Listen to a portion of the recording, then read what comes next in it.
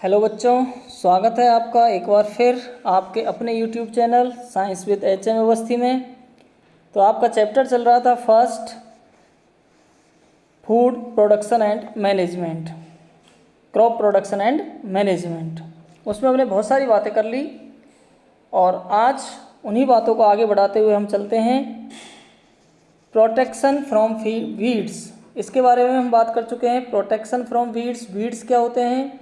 कोई भी undesirable plant जो कि क्रॉप के बीच उगा हुआ है, ग्रो कर रहा है, जिसको हम नहीं चाहते कि वो हमारी क्रॉप में हो, तो वो अनडिजायरेबल प्लांट क्या कहलाएगा? वीड। और वीड को हटाना, क्रॉप से वीड को हटाना क्या कहलाएगा? वीडिंग।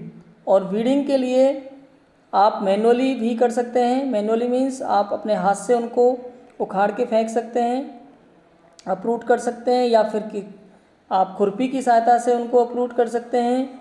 या इसके अलावा बहुत सारे केमिकल्स भी हैं जो कि वीड्स को नष्ट करने में सहायता करते हैं, और उन केमिकल्स को हम डाइल्यूट करके क्या करते हैं, उस फील्ड में स्प्रे कर देते हैं, जिससे वो वीड्स हैं वो ख़त्म हो जाती हैं। तो ऐसे केमिकल्स को वीडीसाइड्स कहते हैं।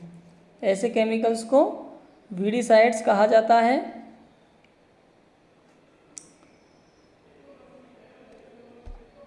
जैसे एक वीडीसाइड का यहाँ उदाहरण भी दिया हुआ है, जैसे 2,4-D। तो 2,4-D क्या है? एक वीडीसाइड है। इसके अलावा जो बात है आगे की वो ये है कि अगला जो टॉपिक आ रहा है अपना, वो देखिए, ये रहा हार्वेस्टिंग। मतलब आपकी जो क्रॉप है वो अब बड़ी हो चुकी है, अब उसको हमें इकट्ठा करना है, मतलब उसको काटना है, काट करके उससे दाने अलग करने हैं, ग्रेन्स को अलग करना है। तो उसके लिए हमें क्या करना पड़ता है, ये इस हार्वेस्टिंग में हम देखेंगे। तो harvesting of crop is an important task. The cutting of crop after it is mature is called harvesting. तो हार्वेस्टिंग क्या है? जब जो अपनी क्रॉप है वो मैच्योर हो गई, पक गई, तो मैच्योर होने के बाद उसकी जो कटिंग की जाती है, काटा जाता है, उसे ही क्या बोला जाता है? हार्वेस्टिंग कहा जाता है। In harvesting crops are pulled out. अब हार्वेस्टिंग करने के लिए, उसको फील्ड से अलग करने के लिए क्या करना पड़ता है? क्या कर सकते हैं हम? या तो उसको पुल्ड आउट कर लें, मतलब उखाड़ लें, या फिर क्या कर लें, cut close to the ground, ज़मीन के पास से उसको कट कर दें, काट दें। और it usually takes 3 to 4 months for a cereal crop to mature. तो it usually takes 3 to 4 month, और यह जो काम है, यानी कि जो अपनी क्रॉप है उसको मैच्योर होने में लगभग 3 से 4 महीने का टाइम लगता है। अपनी सीरियल्स जो क्रॉप होती है उनमें harvesting in our country is either done, और जो हमारे कंट्री के अंदर जो हार्वेस्टिंग है, या तो वो की जाती है किससे? मैनुअली। या तो कैसे होगी वो? मैनुअली, मतलब हाथों से खुद अपने स्वयं करें हम, या फिर कर सकते हैं बाई मशीन, हाथों से।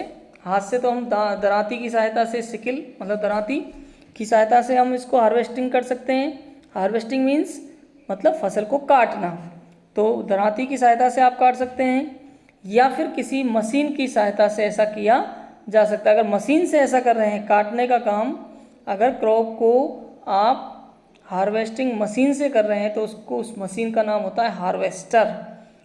हार्वेस्टिंग करने वाली मशीन का क्या नाम हो गया? Harvester. In the harvested crop, अब जो हार्वेस्टेड क्रॉप है, यानी कि आपने खेत से उसको अलग कर लिया, जो ग्रेन है उसके अंदर जो दाने हैं, बीज हैं, नीड टू बी सेपरेटेड। अब उन दानों को अलग करना है, सीड्स को अलग करना है हार्वेस्टिंग के बाद। उसके लिए क्या करना पड़ेगा?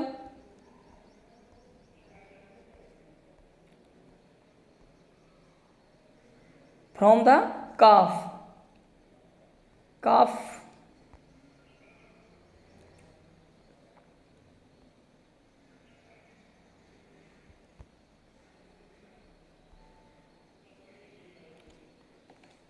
काफ या चाफ जो भी बोल रहे हो आप। तो ये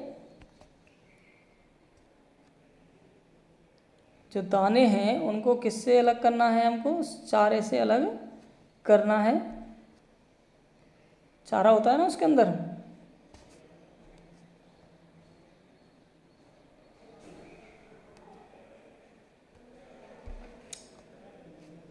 कोई गेहूं का दाना, मान लीजिए कोई व्हीट सीड है, तो व्हीट का सीड बंद रहता है उसके अंदर इस तरह से।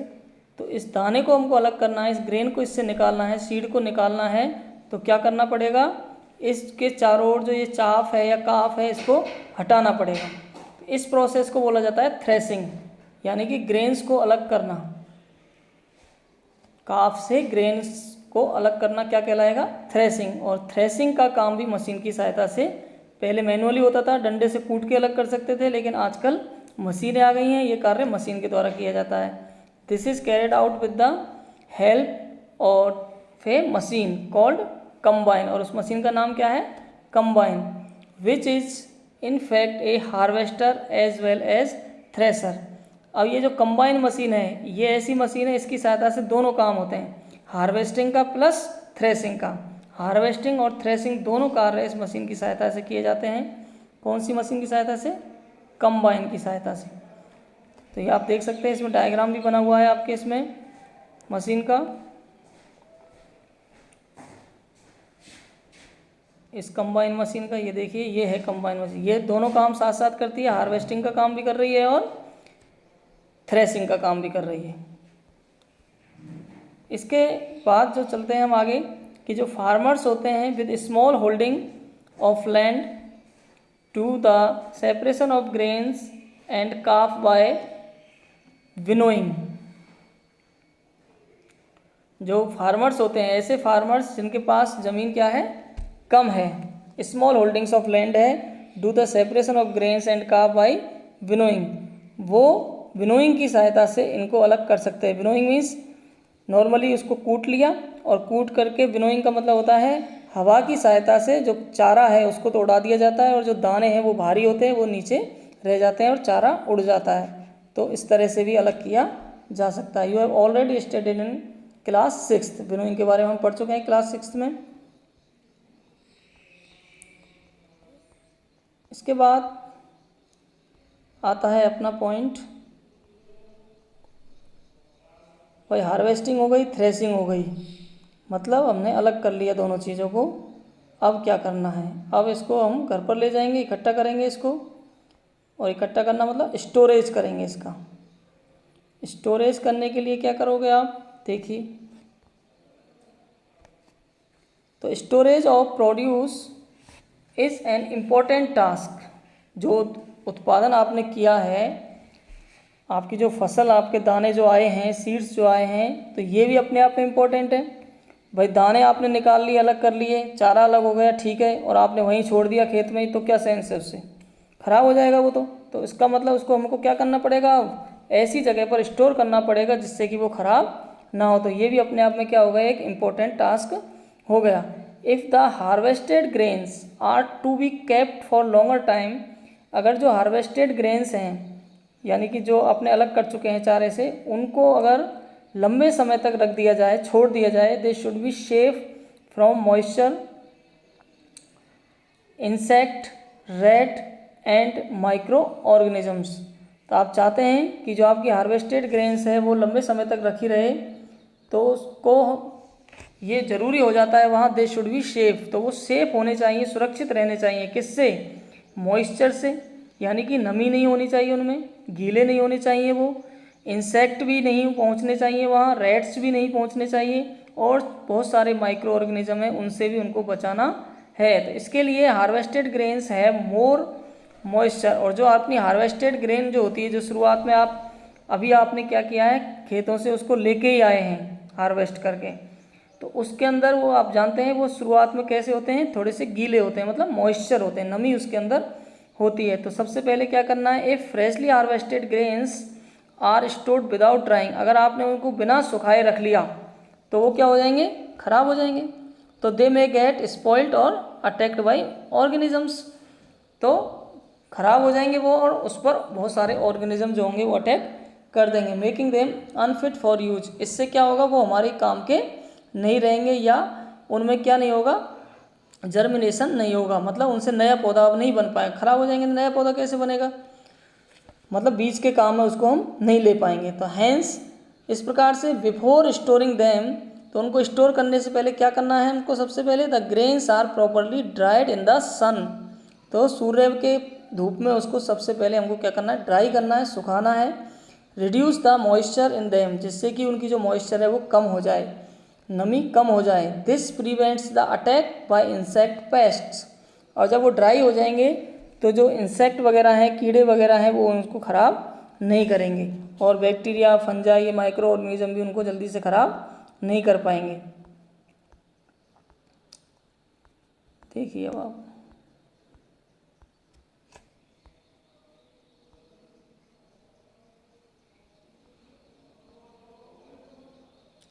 तो farmers store grains in jute bags. किसान क्या करते हैं, उन दानों को कहाँ रखते हैं, जूट के बैग होते हैं जिनको बोरा बोलते हैं, बोरी बोलते हैं, उनके अंदर उनको स्टोर करके रखते हैं। या फिर कोई मेटेलिक बिन होती है, मेटल की बनी हुई, लोहे की बनी हुई, स्टील की बनी हुई कोई बहुत बड़ा ड्रम वगैरह जो होते हैं, उनके अंदर उनको रखा जा सकता है। However large scale storage of grains is done in silos and granaries. और अगर अधिक मात्रा में है आपके पास, घर में इतनी जगह नहीं है कि आप उनको रख सकें, तो फिर सरकार के द्वारा या प्राइवेट रूप से बहुत सारे सिलोस और ग्रेनरीज बनाई हुई हैं, जहाँ पर आप किराया चुका करके और वहाँ उनको रख सकते हैं। रेंट आपको देना पड़ेगा, लेकिन आपके जो ग्रेन्स हैं, दाने हैं, आपकी जो फसल है वो वहाँ सुरक्षित रखी रहती है। तो सिलोस और ग्रेनरीज क्या होती हैं, आप डायग्राम देख सकते हैं यहाँ पर। ये देखिए ग्रेनरीज, ये सिलोस बना हुआ, storage of grains in Ghani bags in granaries. Granaries के अंदर जो ये बोरे हैं, इनके अंदर ये रखा हुआ है। ये ग्रेनरीज होती हैं, बहुत बड़े बड़े हॉल होते हैं, इनके अंदर इनको सुरक्षित रखा जाता है। सिलोस क्या है, ये स्टील के या फिर लोहे के बर्तन हैं, बने हुए हैं यहाँ बहुत बड़े बड़े, इसके अंदर इनको स्टोर करके रखा जाता है, और इनका पूरा प्रोटेक्शन का पूरा ध्यान यहाँ पर रखा जाता है। Silos protect them from paste like rats and insect. और यहाँ पर इनको चूहों से और कीटों से बचा करके रखा जाता है। Dried neem leaves are used for storing food grains at home. और घर पर आप अगर रख रहे हैं तो क्या करोगे, ड्राइड नीम, सूखी नीम की पत्तियाँ आप काम में ले सकते हैं। जैसे गेहूँ वगैरह आप रख रहे हैं घर पर, तो क्या करोगे, उसके अंदर बीच बीच में क्या डाल दें, नीम की पत्तियाँ डाल दें, जिससे क्या होगा, कीड़े उनको ख़राब नहीं करेंगे, आपके गेहूँ खराब नहीं होंगे। 2, 4, 10, 8 महीने तक रखे रहते हैं, वो जल्दी से ख़राब नहीं होंगे। For storing large quantities of grains in big godowns, specific chemical treatments are required to protect them from pest and micro organisms. और अगर अधिक मात्रा में है तो बड़े बड़े गोदाम बना करके वहाँ पर केमिकल ट्रीटमेंट उनका किया जाता है, मतलब दवाइयाँ रख दी जाती हैं उनके अंदर, जिससे कि वो जल्दी से ख़राब ना हो। तो कुल मिलाकर बात ये है कि जो हमने फसल प्राप्त की है, जो हमने दाने प्राप्त किए हैं, ग्रेन्स प्राप्त किए हैं, सीड्स प्राप्त किए हैं, उनको ऐसी जगह पर रखना है जिससे कि वो ख़राब ना हो और उनको बचाया जा सके। अगर वो ख़राब हो जाएंगे तो हमने इतने जो मेहनत की थी, हमने जो सोइंग की थी, इरिगेशन किया था, वीडिंग की थी, इतने सारे जो हमने काम किए थे, सब बेकार हो जाएगा। तो उसको अगर बनाए रखना है, आपको फसल को बचाना है, तो उनका स्टोरेज भी बहुत ही तरीके से करना पड़ेगा, प्रॉपर तरीके से। अब ये एक टेबल दी हुई है आपके, इसमें make the following table in your notebook and complete it. क्या है, कुछ भी नहीं है, कोई खास नहीं है, आपको फूड का नाम लिखना है और वो फूड आपको कहाँ से मिलता है। तो मिल्क है, जैसे एक उदाहरण इसमें दिया हुआ है एग्जाम्पल, मिल्क कहाँ कहाँ से प्राप्त हो सकता है, काऊ से, बफेलो से, शी गॉट, शी कैमल, इस तरह से वो प्राप्त कर सकते हैं। After completing this table you must have seen that like plants animals also provide us with different kinds of food. जब ये टेबल कंप्लीट करोगे आप, तो आपको ये पता लगेगा कि प्लांट्स की तरह एनिमल्स से भी हमको क्या मिलता है, फूड मिलता है। Many people living in the coastal areas, बहुत सारे लोग हैं जो कोस्टल एरिया में रहते हैं। कोस्टल एरिया क्या होता है, जो समुद्री तट होते हैं, समुद्रों के आसपास का जो इलाका होता है उसको कोस्टल एरिया बोलते हैं। वहाँ पर लोग क्या खाते हैं, कंज्यूम करते हैं फिश, मछली वगैरह खाते हैं as a major part of their diet. अपने डाइट में सबसे ज़्यादा वो मछली खाते हैं, फिश का यूज़ करते हैं, कंज्यूम करते हैं, क्योंकि वहाँ पर सबसे अधिक मात्रा में वो पाई जाती है और जो चीज़ें हैं वो कम मिलती हैं, इसलिए उनका मुख्य भोजन क्या हो गया कोस्टल एरिया में, फिश हो गया। In the previous classes you have learn about the food that we obtain from plants. Previous classes में हम ये पढ़ चुके हैं कि कौन कौन सा भोजन हमको प्लांट से प्राप्त होता है। We have just seen that the process of crop production, और अभी अभी हमने इस चैप्टर में क्या देखा है कि क्रॉप को कैसे प्रोडक्शन किया जाता है, क्रॉप का कैसे प्रोडक्शन किया जाता है। प्लांट से मिलती है हमको क्रॉप, प्रोडक्शन का तरीका भी हमने सीख लिया।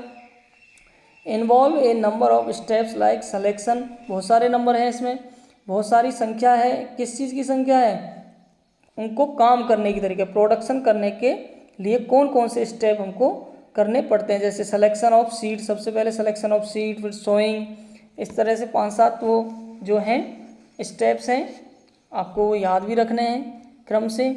Similarly animals reared eight home और इन फार्म्स, तो इस जैसे हम फसल उगाते हैं ऐसे ही भोजन के लिए लोग क्या करते हैं, एनिमल्स को भी पालते हैं घरों पर, या फिर उनके लिए अलग से फार्म बना दिए जाते हैं, वहाँ पर बहुत अधिक मात्रा में एनिमल्स को पाला जाता है। Have to be provided with proper food, जिससे कि have to be provided with proper food shelter and care, और उनको प्रॉपर फूड की व्यवस्था की जाती है उन एनिमल्स के लिए जिनको हम पाल रहे हैं, प्रॉपर उनको रहने के लिए जगह दी जाती है।